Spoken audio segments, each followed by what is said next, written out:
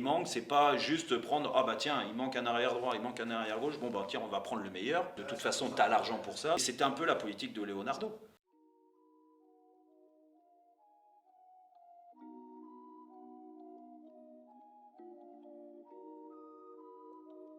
C'est un bon choix. Je pense que les dirigeants ont pris conscience, le président entre autres, l'émir, ils ont pris conscience que là la situation était alarmante.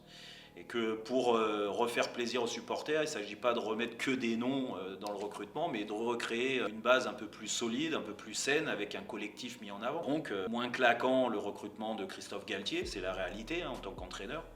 Mais ça reste le meilleur entraîneur de Ligue 1 sur les dernières années. Et puis Luis Campos, je crois qu'il n'a rien à nous faire découvrir. Luis Campos, c'est de la réussite à Monaco, c'est de la réussite à Lille.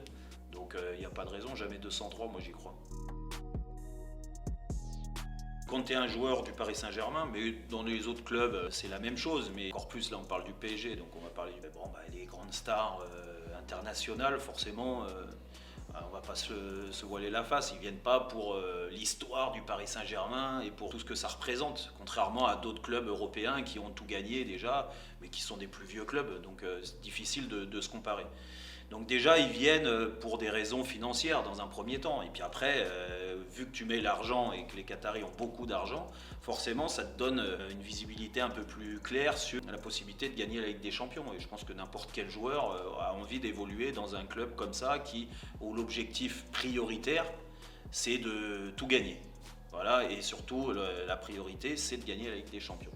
Donc ça donne envie à beaucoup de joueurs de venir. Mais quand tu signes au PSG, c'est pas une fin en soi, en fait. Tu as les objectifs du club, tu as le statut qu'ils ont, et ce qui est normal. Hein. Là, on parle de joueurs, encore une fois, qui ont tout gagné. Mais je pense qu'il faut aussi s'identifier un peu plus à l'histoire du club. Et en plus, c'est pas bien dur d'ouvrir les livres du Paris Saint-Germain. On n'a pas remonté à 1900, quoi.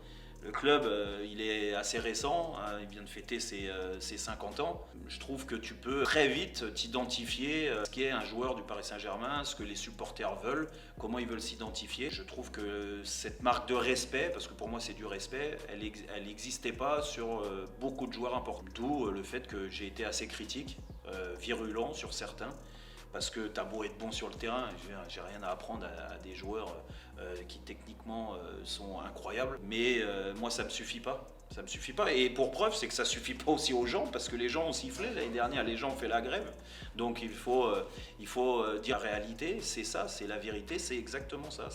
C'est cette fracture qu'on ressent pour s'identifier à un club. Et puis après, il y a tout le folklore sur les dernières années, c'est-à-dire que tu as l'impression que le collectif, en fait, il est un peu livré à lui-même, que chacun fait sa petite sauce et qu'il n'y a pas de structure.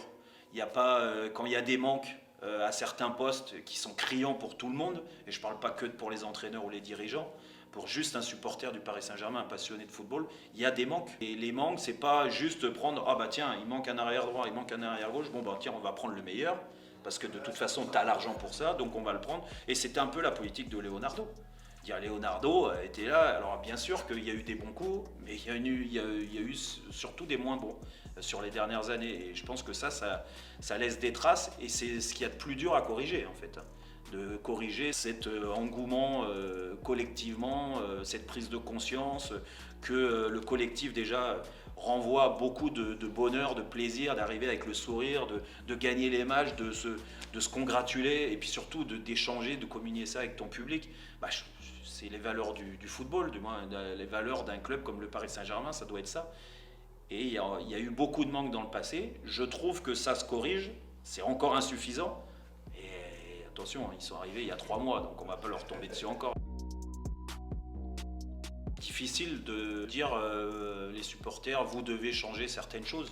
C'est aux joueurs de faire l'effort tout simplement et d'avoir cette prise de conscience. Bien sûr que, attention, hein, se faire siffler, se faire insulter avec des banderoles virulentes, ce qu'il y a eu l'année dernière, donc ça laisse des traces, attention, hein, surtout quand vous jouez avec le maillot de ce club, je pense que ça fait mal. Mais après, et pour parler de Neymar, parce que Neymar a été visé, et Neymar est encore visé sur cette façon de communier avec ses supporters, on a l'impression qu'il n'a pas envie, tout simplement.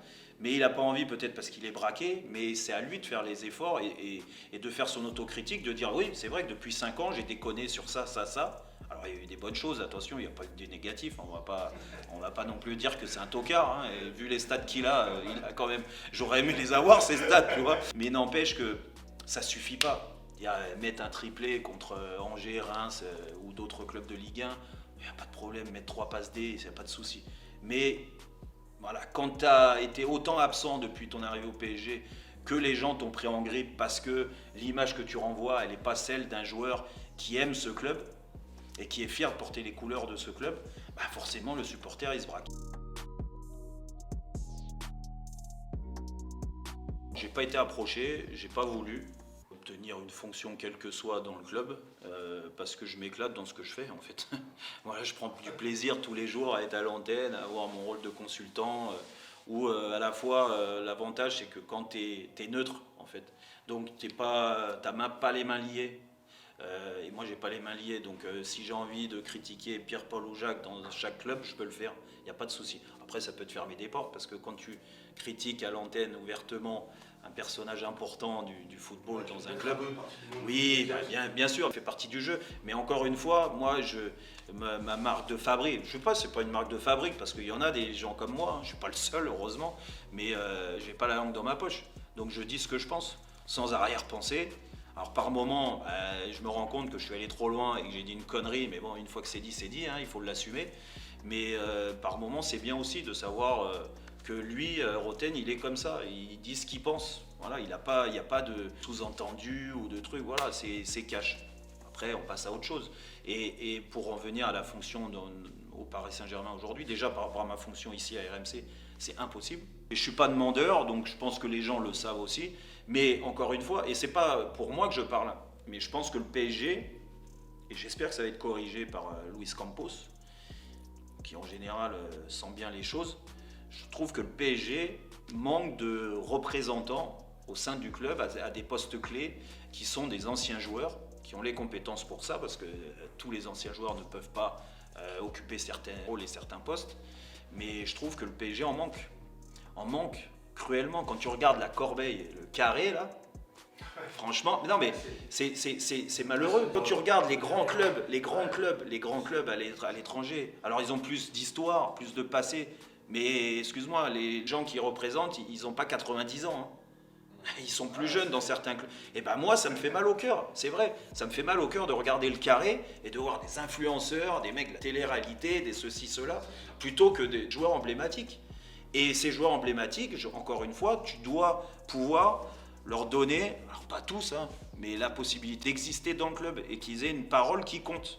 Parce que dans la relation avec les joueurs et les supporters, l'image du club, je trouve que c'est bien. Parce que un mec qui vient t'expliquer à un joueur, ouais, le club c'est ça, mais 2 mois avant ou 2 ans avant, il était à Lille, il était à Monaco. Et c'est pas une critique sur Luis Campos, mais lui il peut pas tout savoir.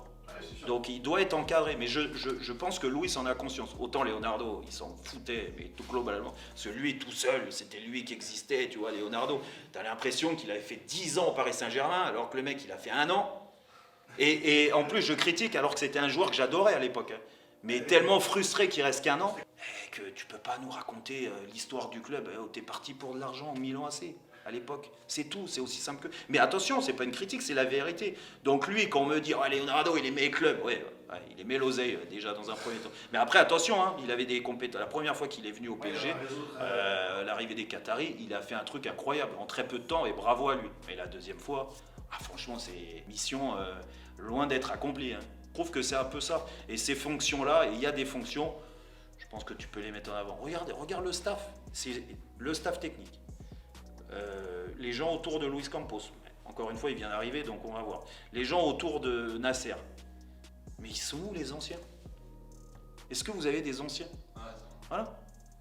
Non, Rai il est parti actionnaire au Paris FC. Pedro Paoletta avec qui j'ai joué, Pedro représente le club au Portugal, tu vois, il est ambassadeur, mais après je te dis pas que Pedro a envie ou d'autres, tu vois, et je pense que ça ferait même plaisir aux supporters qui sont là depuis longtemps, même la nouvelle génération, parce qu'après ça brasse, hein. T'es pas obligé d'avoir que des mecs qui ont 30 ans de supporterisme derrière eux, hein. On s'en fout, ça c'est pas le problème. T'as le droit d'avoir des nouveaux supporters du Paris Saint-Germain, moi j'ai rien contre eux, mais à eux aussi il faut leur raconter une histoire. Tu peux pas les balancer comme ça et qu'ils viennent manger des pop-corn et dire defense, defense quand le PSG a pas le ballon. Non mais vous rigolez, mais c'est ce que j'ai dans ma tribune. Hein. J'ai envie de leur prendre leur pop-corn, dire allez, va voir la NBA quoi. Hein. Mais bon, c'est ça. Mais j'ai bon espoir que ça change. Je te le dis, ça va changer. J'ai la rage. Moi.